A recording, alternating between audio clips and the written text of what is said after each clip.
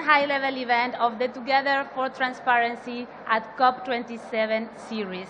Today is a very special day. We are almost midday towards the 17th when we are going to conclude this special series of events about the enhanced transparency framework under the Paris Agreement. We are all actors in making the Paris Agreement work for everybody. We like to say that the enhanced transparency framework is the backbone of the Paris Agreement, what keeps it standing. We must work for transparency. We must keep those who have the power to drive us towards a safe climate future accountable for their actions. And it is my pleasure to present you today an amazing panel of speakers. We have Ovais Sarmat, the Deputy Executive Secretary of the UNFCCC, UN Climate Change Secretariat. We have Nisri Melsaim, the United Nations Secretary General's Chair of the Youth Climate Advisory Panel. We have Raquel Moses, the High-Level Climate Ambassador and CEO of the Caribbean Climate Smart Accelerator. Bogolo Kenewendo is an Africa Director and a Special Advisor to the High-Level Climate Action Champions team. And we also have a representative, the Chief Sustainability Officer of IKEA, Per Steenmark. And we are going now to hear the vision of the implementation of the Enhanced Transparency Framework from the perspective of the UN Climate Change Secretariat, and Ovais Sarmat is going to be opening remarks. Ovais, please.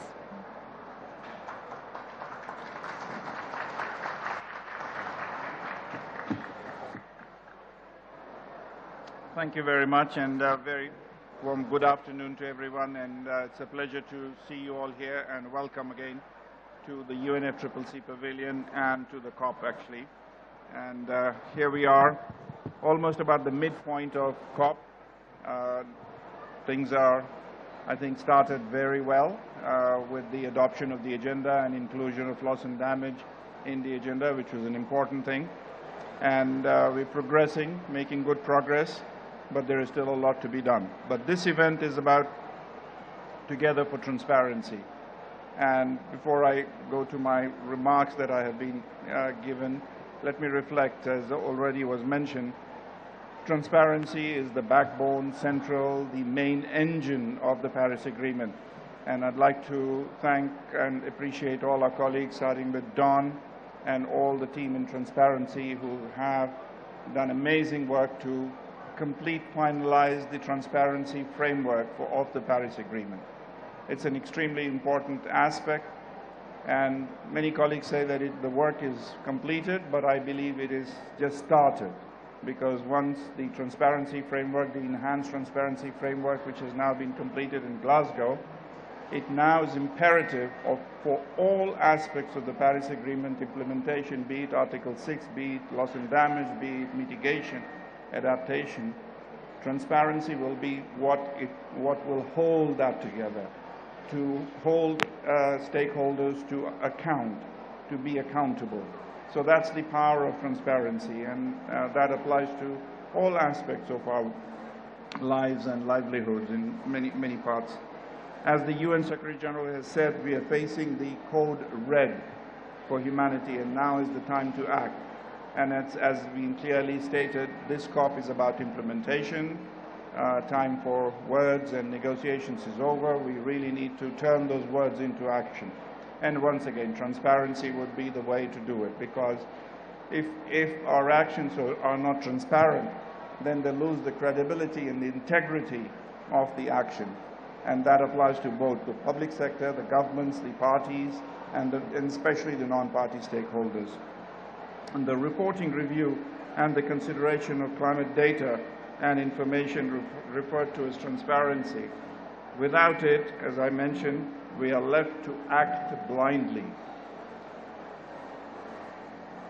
without the knowledge of our circumstances and our impacts. And that is why transparency is at the very core, as was already repeated, of the Paris Agreement. And it also provides us a snapshot of our progress.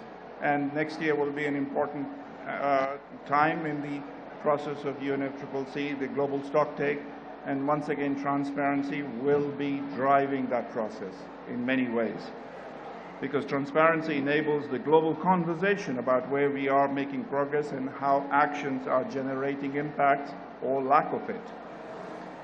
And under the Paris Agreement, the new enhanced transparency framework, which is referred to as ETF, has been fully established and completed in terms of the implementation or the start of the implementation. And for the first time in history of climate agreements, all countries now will follow the same reporting and peer review process. And this is a very powerful process in that respect. And ETF is a journey and not a destination.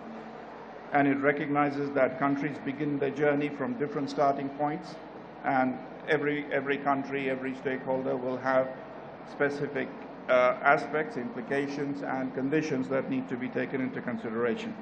The best preparation for future is to start now. We have gained significant insights over the past 30 years of building the existing system for measuring, reporting, and verification of climate actions and support under the convention, but now we know where we have to go and where we have to take the process forward. Today I'm here to ask you that we take a step together for transparency. Thank you very much, Mariana.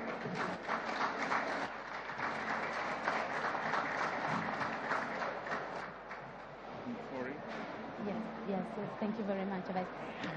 Thank you very much. Thank you, Ovais. And we thank you especially because we know how busy your schedule is these days when we are full steam ahead with the negotiations. So we really appreciate you took the time. Thank you very much.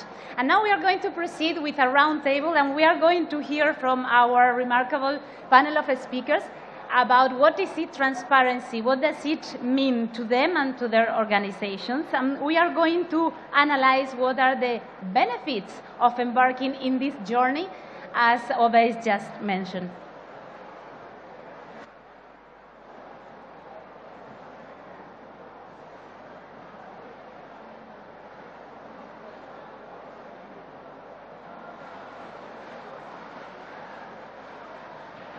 Does it work? Yes. Excellent. Thank you, Nasrin.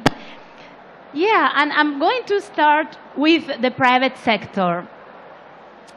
Par, you represent IKEA. I mean, who doesn't know IKEA, right? It is a well-established brand, and it is a brand which I am sure many people here in this room, we have sometime bought something at IKEA. I learned once, I read that IKEA's catalog is actually one of the most published books on earth. So you get to every household almost. So I am sure that you are aware of the huge responsibility that your company has. And when it comes to being transparent about the pledges that IKEA is doing since some time now, how do you take it? What is it that transparency means to you and to such a multinational as the one you represent?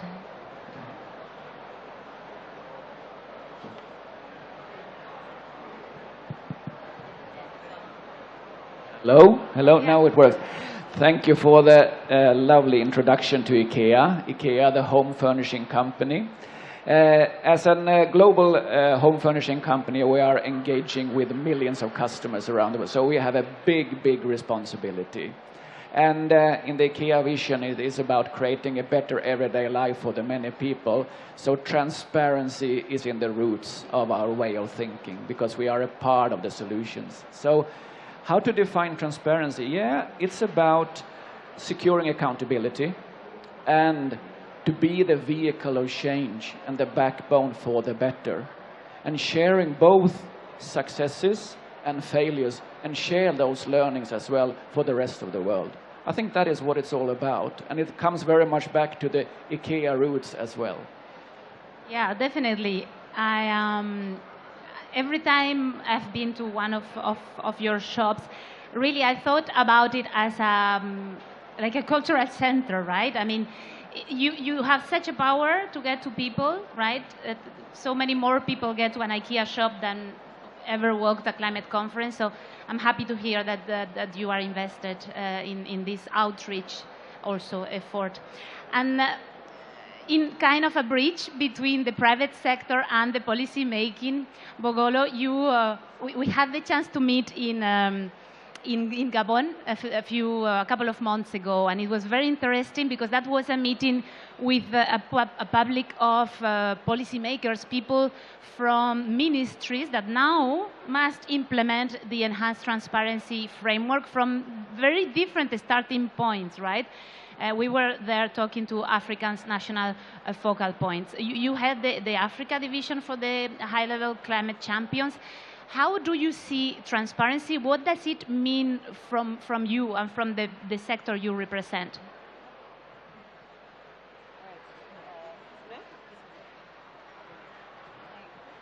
All right. Thank you very much, and thank you for hosting us. So from our perspective, transparency is making good on promises and bringing people together and making sure that climate action is not being reduced to only being about sustainability, but brings in the point of development. And that has proven to be so important. Even at ACW, when we met, there was a very strong push of we need to know what we've committed to, we need to know what has been done, but most importantly, we need to know what we need to do. And I think that change in tone is what's going to add more flavor to the transparency framework. And I say that change in tone because it is a strong recognition of that the transparency framework isn't only about member states, countries, but it recognizes the play of non-state actors, the role of the private sector in delivering on climate action and the implementation of the NDCs. And this has actually become so alive now during COP27. We've seen so many landmark commitments that are made by African non-state actors, businesses in the insurance industry, the largest 60 businesses in Africa. We've seen even others committing to carbon markets and so forth. And it is all recognizing that implementation of NDC and reporting to the progress that is being done in developing countries isn't only for the government, but it is also a responsibility of NSAs. And this is one way that I would explain how the transparency framework, or thinking about transparency, has really amplified and ramped up actions by non-state actors. And I remember something that really stayed with me the last time we met. It was the reference you made about finance and how important transparency for financial support and transparency on financial support is. And I would like to touch upon that just in a second after this first round. Raquel, well, we just discussed, it was not exactly the same conversation, but yesterday I had the opportunity to know a little bit of what you are doing from the Caribbean Climate Accelerator, Smart Climate Accelerator. Please let us know a little bit more from your perspective. What is it, transparency for you? Yeah, thank you so much, and thanks for yesterday as well, and thank you all for being here. So for us, transparency really is a carrot, right? It's not meant to be a stick. It's meant to be, listen, this should be the Olympics of all Olympics, where we are cheering on who's in front and who's leading and who's winning this race, because we need them to win. So for us, transparency is the carrot that will save all of our lives. Transparency allows us to learn from the ones who are doing the best work. So, transparency is a tool, it's an opportunity.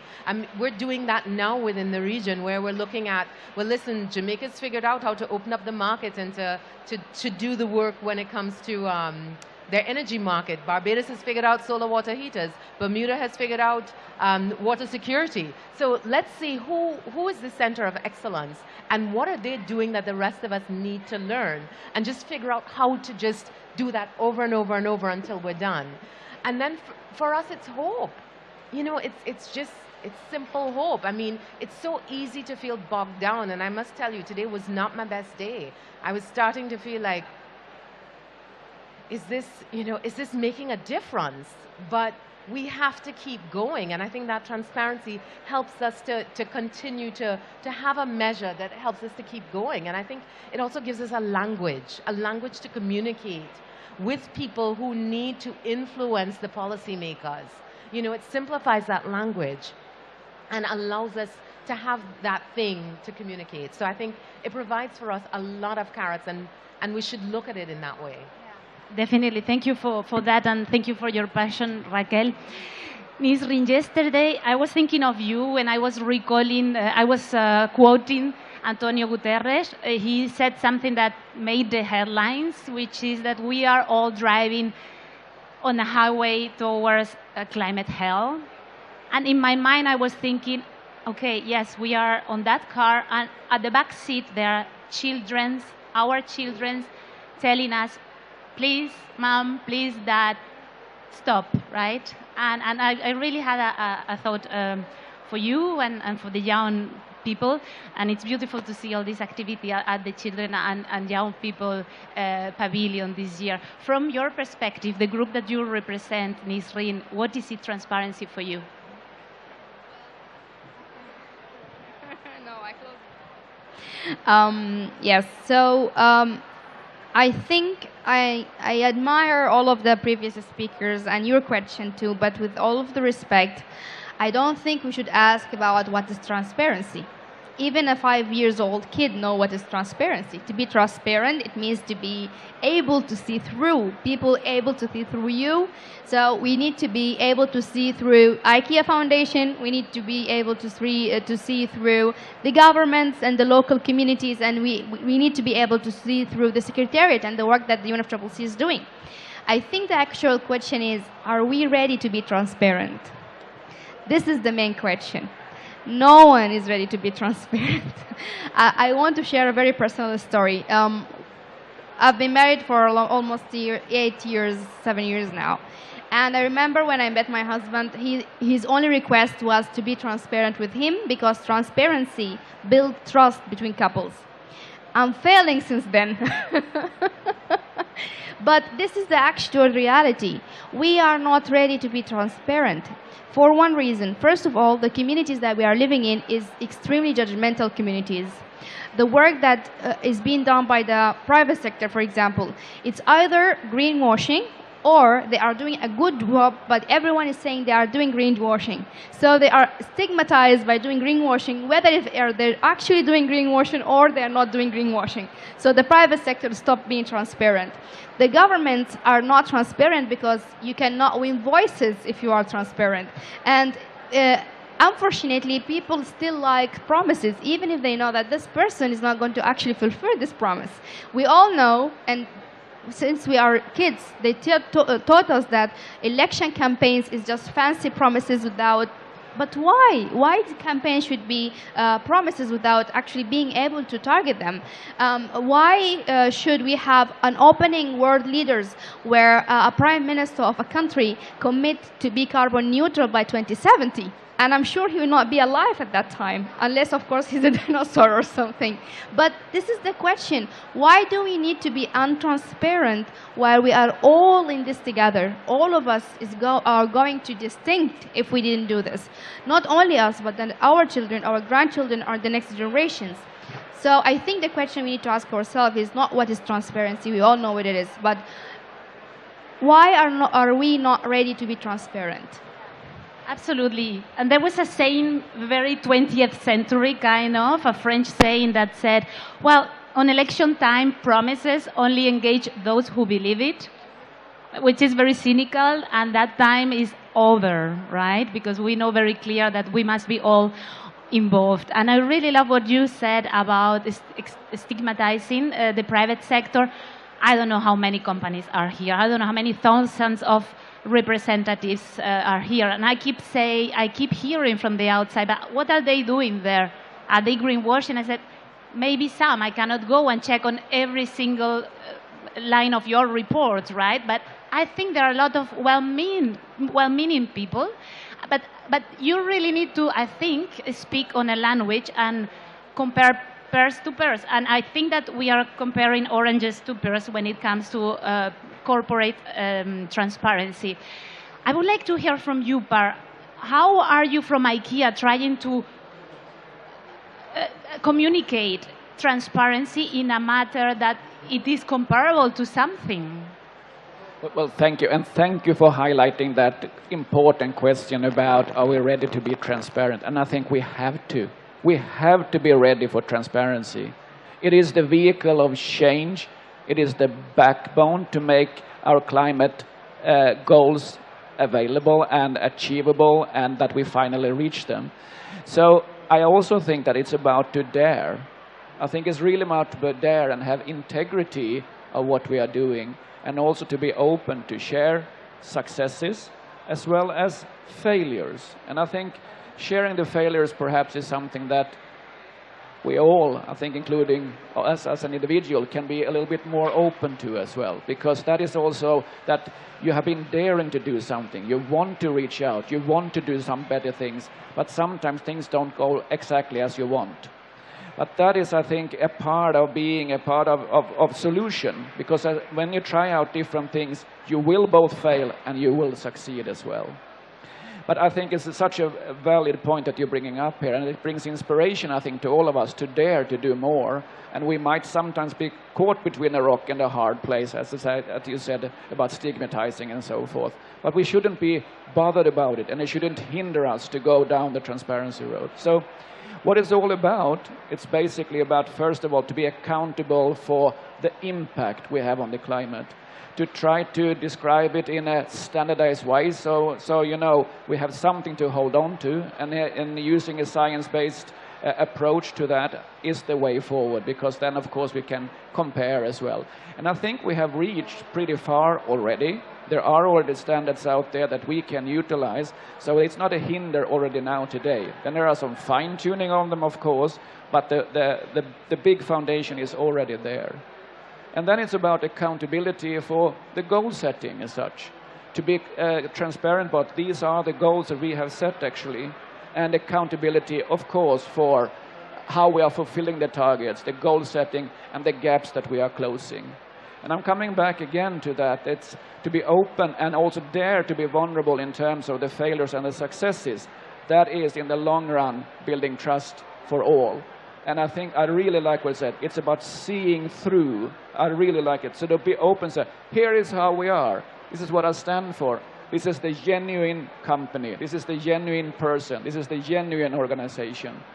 And I think to be genuine, that is so important for the future, to be able to build trust as well.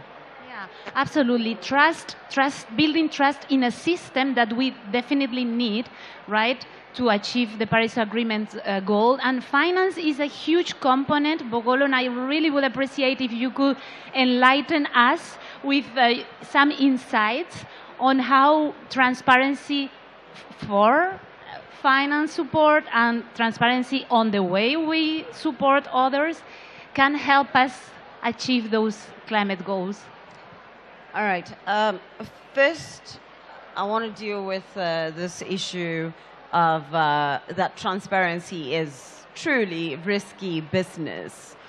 And to the point of it's all about trust. You know, it's very difficult to trust a system that has failed to produce results. And I understand people's trepidation around these, because if we take really a hard look, many of the very fantastic initiatives we've had we've failed to attain strong results of the targets we've set for ourselves.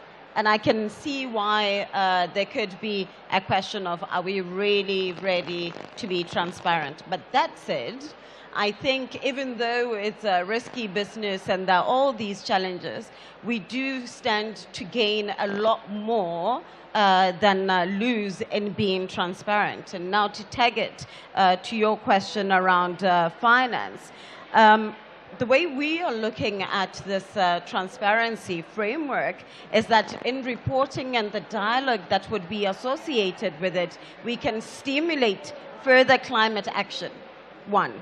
And we can enhance public and private sector investment flows, because there is a clear indication of where the money is going, and especially if the NDCs, as we report back, are associated with investment plans. Then everybody who has access to the information is able to identify where the gaps are, where the opportunities are, and be able to plug themselves. And we believe that since climate finance is such a cross-cutting issue, the reporting outputs under this convention may serve as a very key and central point of access for stakeholders, including sectoral ministries. You know, usually when we deal with environment or climate action, it's just the ministries of environment. But we now know that climate action isn't just about the Ministry of Environment. It is Ministry of Finance, Ministry of Planning, and so forth. So once we really start to focus on the implementation of the transparency framework,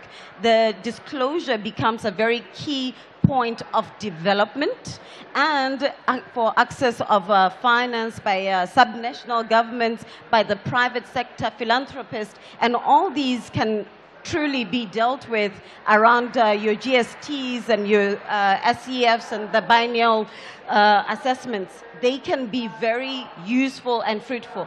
Matter of fact, we have started engaging with the private sector around country platforms. And country platforms are really information that could be disclosed around the enhanced transparency framework, which means that there is value to working around this transparency framework. And if we play our cards right, and if we're truthful, and we're honest about where the gaps are, then we could see more and increased flows, particularly from the private finance sector. Now, because I'm an economist and I'm from the trade world, if you may indulge me for a little bit longer, to me this sounds very close to what around the WTO is the trade facilitation agreement, where we disclose what we are able to deal with in terms of a doing business environment and trade facilitation, what we are unable to finance but we recognize as very key, and then what we are willing to partner with other people. And that allowed for really strengthened partnership in trade facilitation. And we see the outcomes. They have led to facilitation around the AFCFTA, amongst others.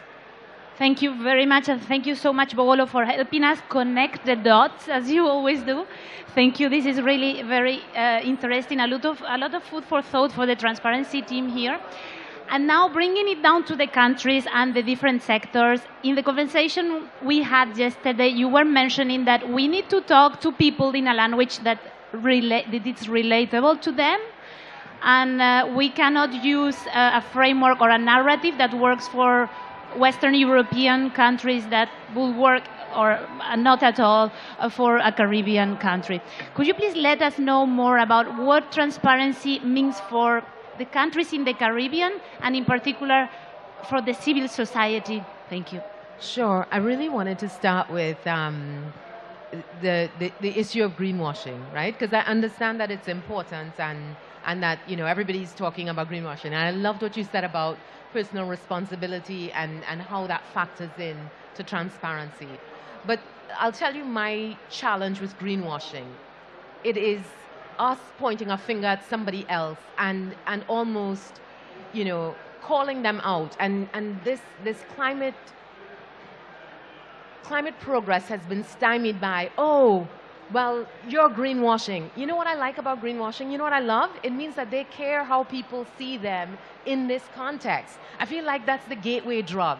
Okay, we've got you greenwashing. You at least care. Let's get you to actually do something now. So, you know, I feel like it's less, we need to use these things less as weapons and more as, okay, you clearly have gone through the trouble, so let's pull you in a little bit further. Let's help you to walk through the door. And so I feel like this antagonistic position that we take in this sphere isn't helping us make the progress that we need. And so we need to get to the point where it's less about me telling you, well, what are you doing? And so, you know, this is what I'm doing. I hope you come along with me, and to bring more people along. And that is what, the language, the use of language and how we communicate these things, and breaking it down so that it's simple and you can explain it to your grandmother, or you can explain it to your 4-year-old, and you make climate action be cool. Because right now, when we're talking about gloom and doom and everybody run, I think people are shutting down. And we have to find another way to communicate. We have to find another way to engage. We have to find another way to get people excited. Because the reality of the situation is, if we are only talking to each other, we are not solving this problem. We have to find the people. So we need to be going to, forgive me, the Republican National Convention and being like, you know what? I feel like there's a journey we can be on. Finding the spaces where people either have tuned out or don't care, and finding that middle ground and just inching closer to them and getting them to inch closer to you until we close the gaps, because we will not close the gaps otherwise. We have to be deliberate and determined about changing the way that we're approaching it. Otherwise, we will keep circling this issue of how do we get to the goal. Yeah, absolutely. Yeah, being vulnerable. I mean, accepting being vulnerable to criticism from the youth, from activists, because we must care, but we must also dare. And now I turn, Nisreen, to you again. Once a scientist told me, why are you asking me for hope? Why should I give hope to people? When you go to the doctor, do you want the doctor to give you hope or to tell you what you have so that you can put a remedy onto it? And that resonated on me.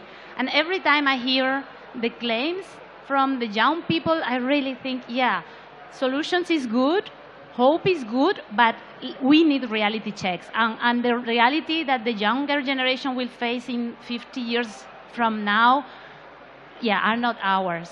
So, Nisreen, you were very vocal in your first intervention, and I would like to continue that route, because I think we need that, right?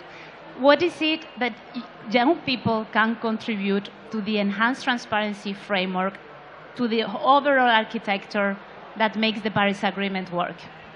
I like to play with the questions normally I get asked in the panel. So I will play with your question and ask a question of what are the windows young people have in order to be able to help enhancing the transparency.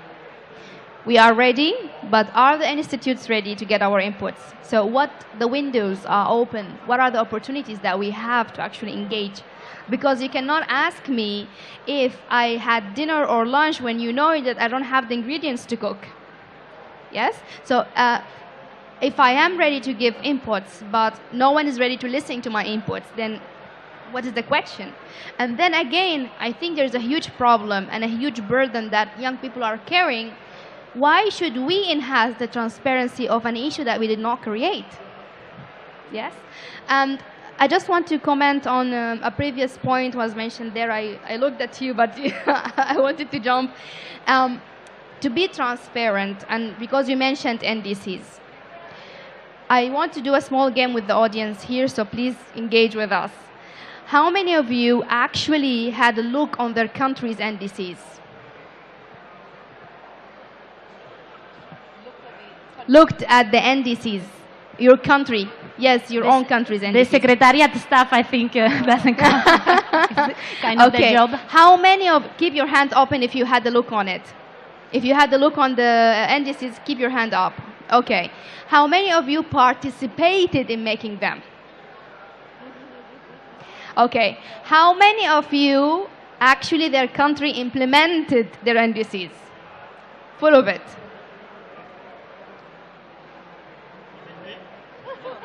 Half of it.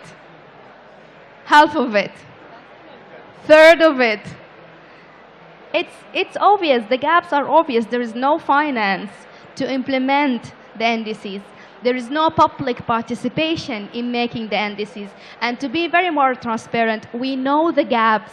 We know the questions. We know the problems. Let's stop pretending that we are in point B, where we still don't know things and we know to know it so we can solve it. We already know it. Let's move to plan B, where point B actually, where we talk about the problem and the solution and influence world leaders, country policymakers to actually implement these solutions.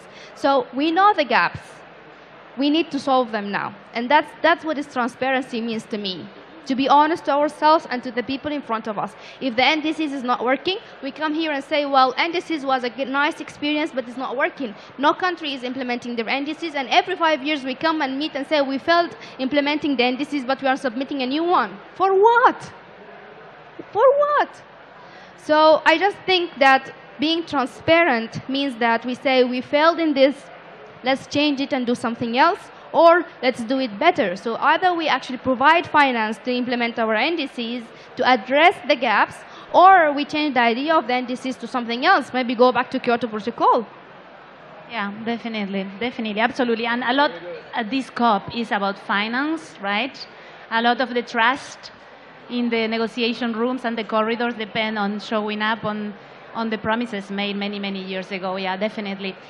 And now we must wrap up, because I see that nice little dishes are getting ready for a short reception. So yeah, we're going to do a last round of intervention. Bogolo. Thank you. You know, I think sometimes we're really cautious not to antagonize young people. Especially when given a platform, and we recognize, I started as a young activist, and I really do understand the passion that comes with it. But, you know, it's also our responsibility to shed some more light when you are intricately involved in a system, and you can share how some processes go. For example, with the NDCs now, we know that for most countries, the submissions were made by the ministries of environment.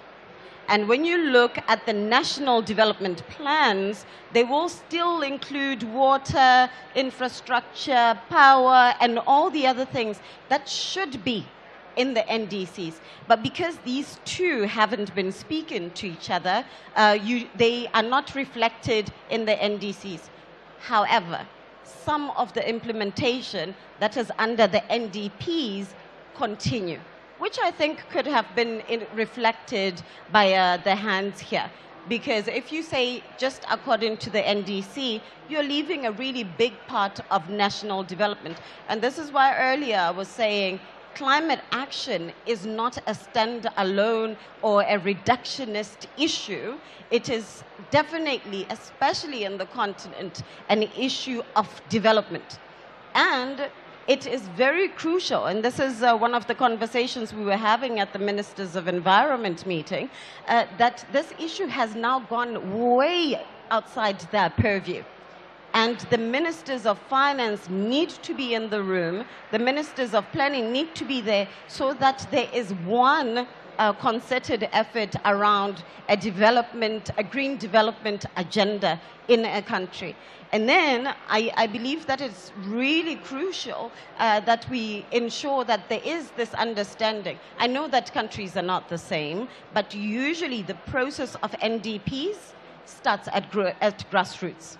But the process of NDCs, the way it happened, was that the ministries of environment by themselves fund these projects. But within this enhanced transparency framework, I believe that there is an opportunity for the division to push for a more holistic way of reporting, and truly ensure that in the review process, we are including just over and above a climate environment agenda, but really focusing on a financing development agenda. Yeah, absolutely. And actually, many questions. This morning we had a similar session with journalists and members of the civil society yesterday. And they also asked for their chance to contribute to the processes. We have CDP, we have NGOs, environmental, farmers, everybody, and everybody's eager to contribute. But they need to understand, right? And there must be channels for participation. And And now, before we go, I would really like to end with a positive note. And I would really like to let us know, apart from you, you are Chief Sustainability Officer. This is your bread and butter. But what about the rest of the board, right? At IKEA boardroom. Do they understand? Do they want to be on board? Without a doubt, we have a clear commitment to fulfill the contribute to fulfilling the Paris Agreement, and we are fully committed to the 1.5-degree goal. So there is without a doubt. And in our strategies, embedded in our business decisions, we are fully committed to do our part. And as a company, we have a big responsibility. And in this big responsibility, we take the full value chain responsibility and bring as much as possible of the scope 1, 2, 3 into the accountability that we have. And as IKEA, the product range is our identity, so it's always our responsibility for the products we put on the markets and the operations we do in our full supply chain. So, yes, definitely, we are fully committed. Thank you for that. And I would like now to turn to you, Nisreen. So what do you expect from the enhanced transparency framework, or just, let's call it transparency? Well, first of all, I just want to clarify something. You said you started as a young person. I started as a child 10 years ago. It's been 10 years and 10 months since I started doing climate change. This is my 8th COP. I attended 8th COP. I negotiated 4 agenda items for 6 years in a row. So I'm not here speaking as my capacity as a young person. I'm speaking in my capacity as a professional who actually worked in climate change, helped the young people and their governments to actually do something. And that's why I'm saying that we actually know the gap and it's time to address it. Now back to your question. So we have the global stocktake. And I think this is a universal, international, multilateral hope window where everyone can actually participate in that. Yet we have a challenge that we don't have yet a formal way of how the global stocktake results will actually feed into the formal process. And I think young people can have a very nice inputs to that because we don't have something that we worry on. We are not running for presidency, so we don't worry about votes. We don't have companies yet, hopefully, so we don't worry about a profit. I think having mechanisms that enable young people, civil society, media, indigenous groups, local governments to actually participate in this global stocktake and make it transparent so everyone can know the actual place we are standing is a huge opportunity. And this is a call for the Secretariat to make different paths for the global stocktake so we can actually have a stocktake, not a show off of a stocktake. Thank you. Definitely. Thank you very much for that. Raquel, I would love to hear what are you bringing back home and what are the actionable takeaways that you will bring with you in terms of transparency. Oh, boy. Well, I want to first start by answering your question and saying that we need more passion, eloquence, ability to reform questions because we need to rethink how we're approaching things. I think we will not get where we're going unless we rethink things. But to say that, have we all in the Caribbean, across the 28 countries that we represent, achieved our NDCs? No. Have we made progress across the 18 countries that we monitor? Yes. Some countries, Jamaica, has achieved its first NDC and then resubmitted and upped its ante. So I think it's important that we recognize the progress. Otherwise, we will feel hopeless. And I certainly agree that climate finance is an issue, but I think it's a nuanced issue, and that's what I'm hoping to bring back. You know, so we're hearing from the money people, there's no end of money. We need projects, we need projects. And then we're hearing from the projects, we need money. Because you're talking about a different kind of money and a different kind of project. And we need to start closing those gaps. But until we have the difficult conversation and answer the question that's not been asked, we will not get there. So what I'm taking back is hopefully more linkages, more relationships, more new questions, new answers, and more hope, I hope. You know, that there is a path to get there because we will not get there unless we believe that we can. And I really see this transparency as a pathway, like a clear beacon of light that will help us to find our way. So that's what I'm hoping for. Thank you. We need that beacon of light in the middle of the clouds that are above us in this time. Well, I really sincerely thank you for taking the time and for sharing your passion and your engagement to truly make a difference. Thank you very much for sharing that with us. Thank you very much to everyone here in the room, to everyone watching us online. And we are about to end, but before, I would really like to use this minute to invite you to tweet, to post on social media around the hashtag Together for Transparency, to go and check the rest of the schedule. We are not even midway to the end of the Together for Transparency events. There are plenty more coming up, so please stay engaged and talk about it around it, because conversation and talking is one of the most powerful tools for change that we have. So thank you very much for sharing that with us. Thank you.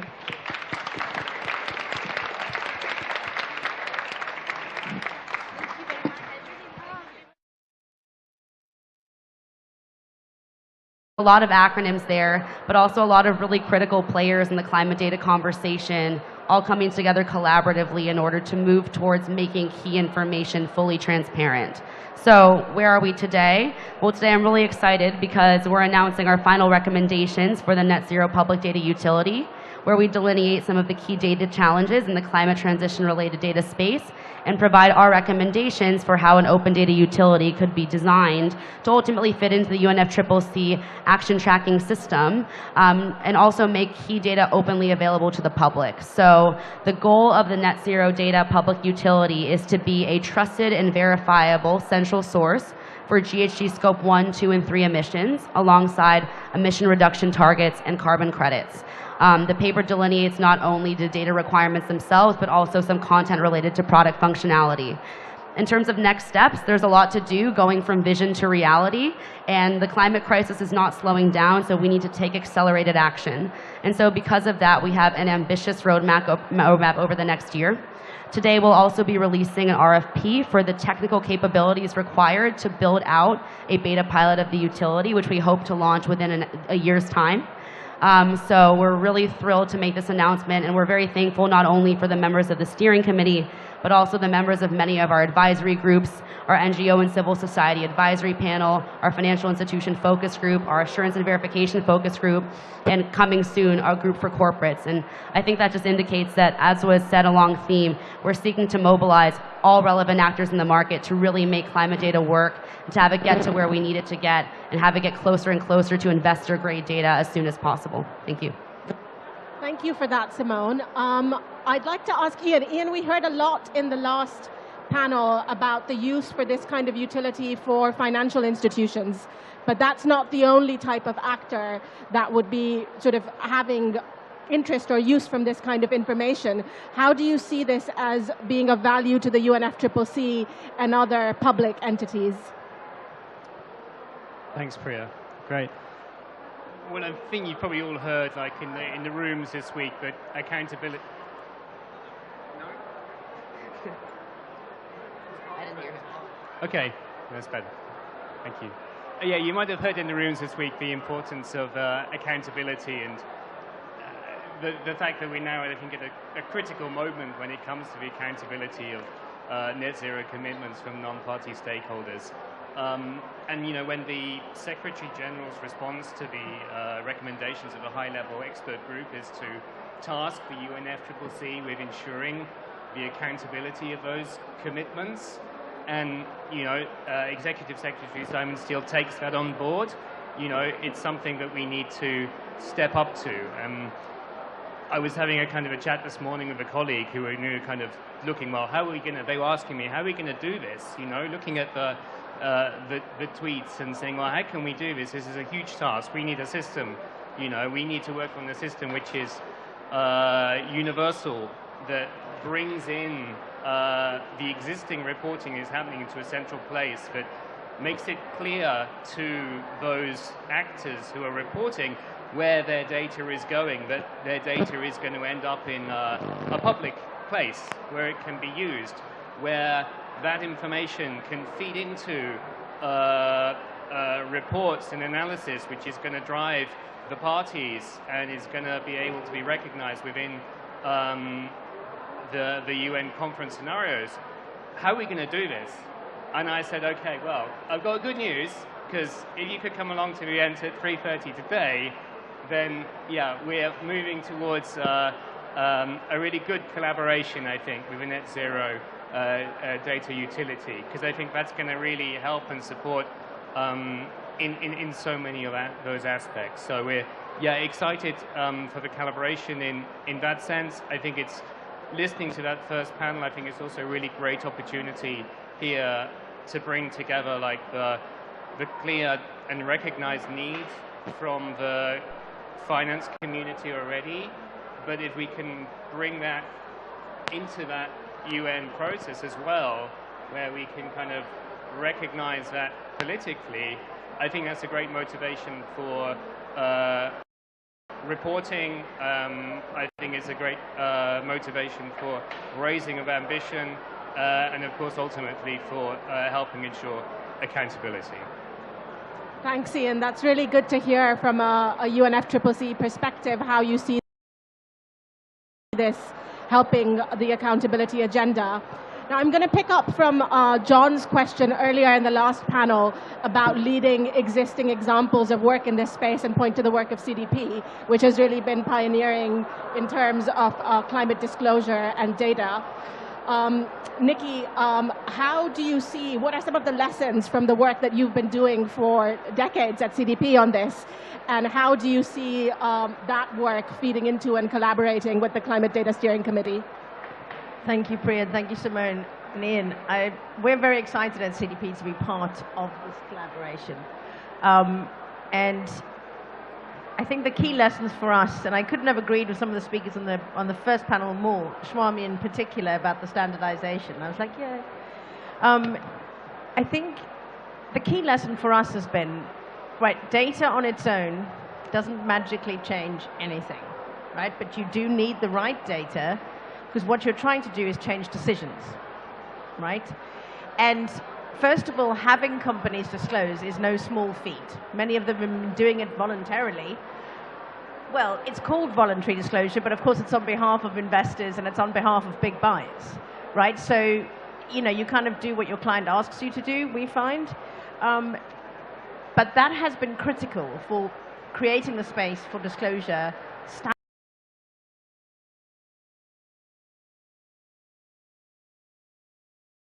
standards to come in, and we hope has made it doable so that they can be far, you know, basically our aim is to have, we've collaborated with the ISSB, we formed a partnership, we will integrate the ISSB as the baseline into our system. We're fairly aligned with it already, we've been aligned with the TCFD for years, and of course our system goes further than that, but the aim is to have this be standardized and to be able to feed in and support basically linking the disclosure mechanism to the utility, which we're really excited about. It takes, mainly because it takes time. It takes time to get companies on this journey. In our last year, we've had 3 record increase years. The last year was the biggest jump by far, and of 42%. Interestingly, it was over 60% from Asia. The biggest jump was from Asia, Asian companies, and we now have Chinese companies as our second biggest disclosing country, which is really, really exciting. So that scale can now be at the service of this mechanism and to the aims that you have at the UNFCCC. And we will intend, what we will continue to do is grow it and help make those regulations come into force in a quarter of the time than they would have, because it's become doable for companies and they're already doing it. Thanks, Nikki. And I think really looking forward from the Climate Data Steering Committee perspective, I know, and everyone who's involved in that, to working closely with CDP on this. Would like to ask you, David, I know there's a lot of discussion around digitization of climate data. How do you see this playing out, and is this an area that you think the utility will be engaging with? Well, thank you very much, and really a great pleasure to be here and be involved in this initiative. And there was an excellent session actually earlier on digitalization, and some of the people, John Turner from XBRL, David and Liv as well, have been leading lots of fantastic work on digitalization. Before I come on to that, just on why is LSEG involved in this? And I just want to build on some of the points that have been made already around that. So this is very significant. All of the major data and analytics providers have come together, first time, to work together on helping trying to solve this. And we need to solve it because this is becoming an impediment to major action. So there's been that 130 trillion, much vaunted at COP26, of not just investors, but banks, insurers, everyone moving capital. I mean, we see that with switches on things like the FTSE Russell benchmarks. This is now one of the biggest reasons why asset owners are shifting benchmarks, because they want to build climate into it. But if you take large and mid-cap companies, the largest 4,000 listed companies globally, over 40% don't even provide Scope 1 and Scope 2 emissions data, and when they do, it's often inconsistent. So we have hundreds of analysts, over 600 of them are working through reports, collecting this data. It's very similar from each of the other providers. This is, and so we've got mandatory reporting is it will really help solve a lot of this, and we actually are calling on mandatory reporting from governments right the way around the world. By 2025, we'd like to see mandatory reporting on climate everywhere. We'd like to see also green revenue reporting, and in time, transition plans too. But as well as that's going to take some time to come, you've got this consistency issue, which I think this data utility really helps us with. And that is if you come to us, or if you go to any of the peers, you'll potentially get different data for the same company, even if it is reporting. And that's building on some of the points of the earlier Harold. It might be that it's come from like a sustainability report, an annual report, might have come from CDP, might have come from somewhere on their website. The same companies potentially put different data in different places. And we're each also, if it's like 70%, we're having to kind of calculate out the remaining 30 or whatever it is. So, so this potentially can help us solve that with getting a single version of the truth for reported data. So we have, and it's publicly available for everybody. The digitalization kind of helps across all of this, as it also means that if the data items are linked digitally, then it means we can hopefully all find the same data item. Puts the onus on the company to make sure that they're not using, where they're linking it up, you'd hope that it's going to be once. It also makes it much more efficient, as you can imagine. It's much more important we spend all this time, energy, and resources actually building the kind of more advanced analytics and the capabilities to help everybody move these assets and to help finance and fund the transition and the rise of green solutions, rather than all this time trying to collect data. So potentially, this could be a very important contribution alongside the standards, the mandatory reporting, and then this really helps us with the consistency. Thank you, David. And I think that's really important to highlight why you think this is valuable and this is something that LSEG is contributing to. I think it's all the sort of different providers and international organizations coming together on this. Simone, what do you think are some of the sort of key recommendations around the data challenges that this will address and the data the utility is likely to cover? So, I mean, there's quite a lot of challenges addressed in the paper. So later today, you can go to nzdpu.com and read in more detail. But again, I think that there's a few areas. First off, as it relates to consistency of data and driving availability, accessibility, and consistency of some key data points.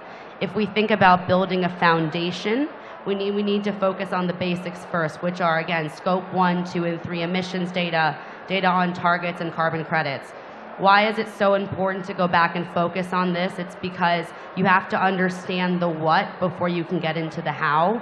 And as has been described well by David, there's so many challenges still with that information that we seek to address through our work. I think a second area of recommendation we're actually very highly focused on also relates to metadata. Climate data is only as usable as the data that surrounds and describes it. And something else we're really focusing on is how we can allow open access to sectoral classifications to allow for better filtering and use of the data, as well as using open identifiers like LEI to better be able, again, to access this data in a fully openly available way. We think that these tools are really essential, and other partners in this space like OS Climate have already done a lot of work on, again, making these items accessible. And again, I think that from a recommendation standpoint, one of the biggest challenges, as we've discussed, is centralization and providing a central location for this information. I think lastly, and something that we've actually built a lot on in our most recent final publication, is on the concept of assurance and verification. So recently we've heard much more discussion on how can we increase the quality of assurance of climate data. How can we get to reasonable assurance rather than limited? How can we push the needle on verification to really make sure we have high quality data? And I think that the best way that we can drive that through our work is through increasing transparency on those types of fields. So providing users with very granular access to information on where assurance and verification has occurred. I think a key here that we're seeking to do also, though, is encourage rather than mandate. So we need to leave room for every single type of actor that wants to disclose, those that are deeper in their journey, but also those that are just getting started. And the key here is to give them the space to grow and improve upon their disclosure over time, but also allow a user to access the data that matches their preferences as it relates to things like assurance, which correlate to quality in this case. So those are a few of our recommendations, but there's quite a lot, and certainly I recommend that you review our final recommendations, and there's lots of room for increased conversations about these recommendations as we get into our next build phase. So I would also highly encourage any interest to be sent our way. We have lots of different focus groups to participate in that will provide spaces for different types of entities to really indicate their needs and how we can ensure that we're aligning to different types of actors in the market. Nikki, we heard a bit earlier about the sort of potential that there's lots of other types of work that could be done with this foundational layer of data. Do you have some thoughts on other kind of use cases or analysis that this would be helpful for? Yeah, I think first of all it's foundational, right? I think that's the key word here. The data and the disclosure that's needed from companies is way more than that, and you've already alluded to that with the transition planning. You know, we haven't got time to have the perfect system. What we need to do is drive action, and so we'll need to have a lot more data quite quickly on forward-looking indicators, and that's why the regulation on this is so important. And I think the foundational layer can start, I think of it as the physics data, right? Does your target match the physics in the system? It's pretty much the basic carbon budget conversation. But there's a lot more that's needed for an investor to know whether a company, if they is transitioning, right, and is actively driving that transition by investing in that company or encouraging it to transition. But I also think that we should never forget that it's the companies themselves who also need data and use this data, right? So for us, one of the biggest drivers of disclosure has actually been the big buyers seeking information, the magical scope 3 of their supply chains. And that has become a mechanism through which they can engage with companies and actually help them to transition so that they too can transition, which is why the scope 3 concept is so powerful. But we should always remember there's a lot of data that they still need that this won't solve. And so it's not just data for investors, and it's not just data for policymakers. There are data flows that need to happen, and that's what folks like Liv and them are focused on, for companies themselves to be able to even report into these platforms. David, do you want to come in on this question? Yeah, I would. I think what I'm really hoping this can also achieve is an improvement of engagement between corporates and the finance sector. Because we're never going to decarbonize economies fast enough without very effective engagement between the corporate sector and the finance sector. Finance sector decarbonisation has to support the finance and direct capital towards decarbonisation. Now, we've seen very effective engagement through Climate Action 100+. This is where all of the investors have come together and got very joined up on how they engage companies to say whether or not they're they're transitioning fast enough, and are their targets good enough, and engaging them on going further and faster, and making sure that they are, their transition plans are credible. We need that to scale out. So some of the simple stuff is even just get the data out there. So hopefully what this will make very clear is which companies are not even reporting information, and then we can move on to actually, is what they're reporting good enough? And are the transition plans going far enough? That's hopefully where we can get to. But it's that connection between the two sides that I see is so critical. And Ian, maybe building on that, David talked about connecting the financial and the corporate sector. But what do you think is the value of connecting that then with the public sector and international organizations, and how that comes together?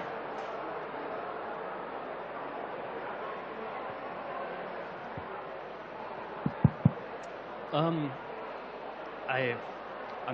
a bit stumped for a moment. Can you repeat your question? Yeah, so David was talking about the financial sector and the commercial sector and bringing them together. And I think this also bridges with international organizations like UNFCCC and public sector institutions which are working on regulation and international coordination. How do you think the kind of bridging of that and bringing those three things together adds value and works? Yeah. It's a great question. I'm afraid I can't really give an answer to it. It is a difficult question as well, I know. It's the golden question. I mean, how to, at the moment, the global thank you.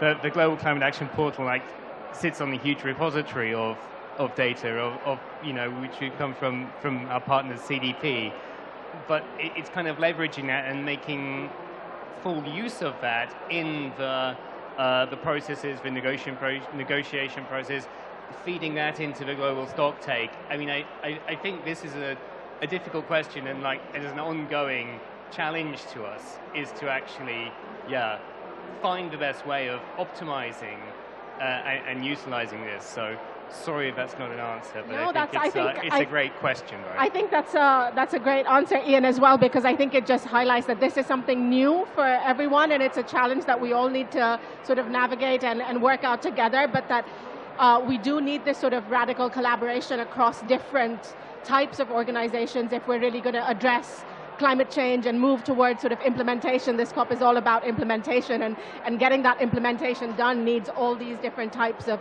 entities, and figuring out how we work together is really critical, but also something that we're still figuring out. So I think we're going to wrap up this panel very soon, but I would like to offer each of the panelists either one final thought maybe on what their biggest hope from this initiative is.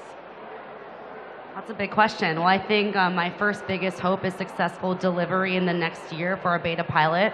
But I think from a longer term vision standpoint, something that will also be critical is not only providing this centralized location for access to key data, but also thinking about how we can join into other key agendas, how we link up with mandatory disclosure, how we accelerate the digitization of disclosure, and really take this data to the next steps where it needs to be to allow it to be, again, fully usable, investor grade, and supporting an efficient market.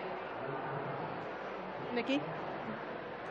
I think for me, the hope is how it can speed up digital alignment as fast as possible so that our data is aligned digitally, because we're not going to have all the standards aligned at the sort of substantial level, but this provides a mechanism through which we can speed up on that alignment, or at least interoperability. Yeah. As I said, I think it's about getting the single sort version of the truth. I think to achieve that, one piece also which we'll need to get right will be the actual, also the independent governance also of the platform itself. And so I think that's going to be a really key thing as well for the future. I think the big challenges are kind of well stated, but I think what I would like to see, and this was touched on earlier, how this can kind of help move forward some of the associated challenges, those metadata challenges kind of thing, which I think have held us up a lot in the past in terms of understanding what is what and who is who. So I think I see the opportunity here of really advancing that. I mean, I'd also like to see and hope that it kind of grows beyond purely a corporate accountability tool. I mean, it needs to be, indeed, if it's going to feed into a UN climate change global data portal, it needs to be global data. So we need to look beyond those corporate entities to the subnational space and beyond that. Yeah. Thanks, Ian. I know there's a whole other area of very important work beyond sort of climate transition data for financial institutions and corporates that you're working on, and have lots of other sort of events on this week as well around lots of other areas around sort of resilience and adaptation and subnational actors. So